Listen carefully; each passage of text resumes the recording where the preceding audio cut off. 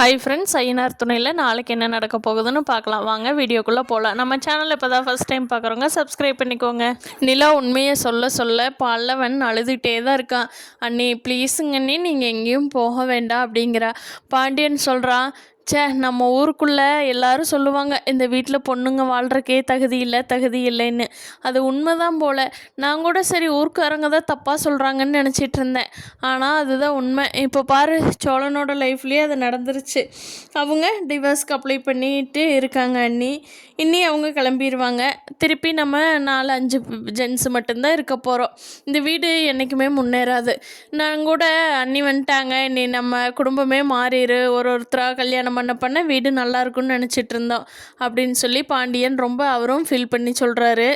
நிலா சொல்கிறாங்க, உங்கள் அண்ணனுக்கும் ஒரு லைஃப் இருக்கு இல்லையா, என்னால் அந்த லைஃப் கெடுக்கக்கூடாதுல்ல, என்னால் மற்றவங்களுக்கும் இடைஞ்சல் ஆகக்கூடாது இல்லையா, உங்கள் சோழனுக்கும் ஒரு லைஃப் இருக்கும், அது அவரும் பார்க்கட்டு அப்படிங்கிறாரு.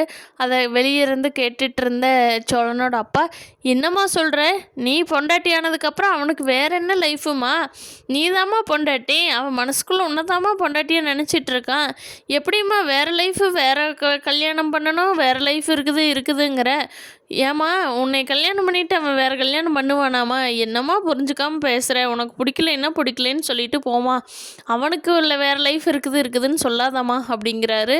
பாண்டியன் நிலாகிட்ட கடைசியாக கேட்குறாரு, அண்ணி உங்ககிட்ட நான் ஒரே ஒரு ரெக்வெஸ்ட் மட்டும் கடைசியாக வைக்கிறேன். உங்களுக்கு பிடிக்கல, தெரியாமல் கல்யாணம் பண்ணிக்கிட்டீங்க, ரெஜிஸ்டர் ஆகுங்கிறது தெரியாமல்.